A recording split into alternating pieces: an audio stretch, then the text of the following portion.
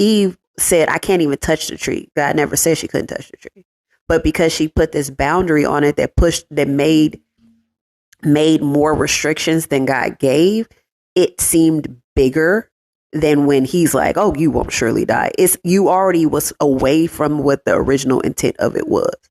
And I feel like we do that. Like we create these fences. And if you don't know what a fence is in Jewish culture, in rabbinic Judaism, they and Yeshua, and that happened between the exile, after the exile to Yeshua's time. And then it just got more and more and more and more fences. But like during that time, you see that they added all these laws. They in The Chosen, if you ever watch The Chosen, when they be like, that's the oral tradition. It's a lot of oral traditions. The Torah was passed down orally because a lot of them didn't have the written word because they didn't have printing presses, but they added to the Torah to keep people from sinning because they didn't want to go back into exile.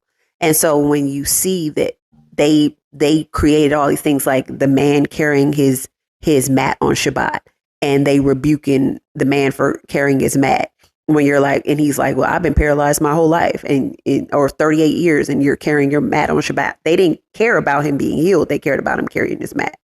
And I feel like when we come to a place of trying to be God or in control, I say in control of change, in control of who we become and becoming the best versions of ourselves, and we make it about us, we can in turn start making fences that God didn't create and push us further and further from him.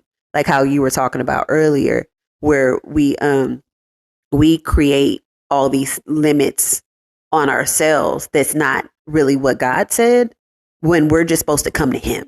Let him change us. Let him define what's right. Let him be the author and finisher of our faith. Let him do everything else. I can't make me better. I can't change me. I can't change my desires. All I can do is be so close to him that his reflection starts mirroring onto me and I start becoming like him. Like the longer I'm in relationship with you, the more I pick up your cadence or pick up different ways or different sayings or we become more like each other. And I feel like, and that's not through me trying to be like you. It's just, I hear you certain sayings so much that I start saying.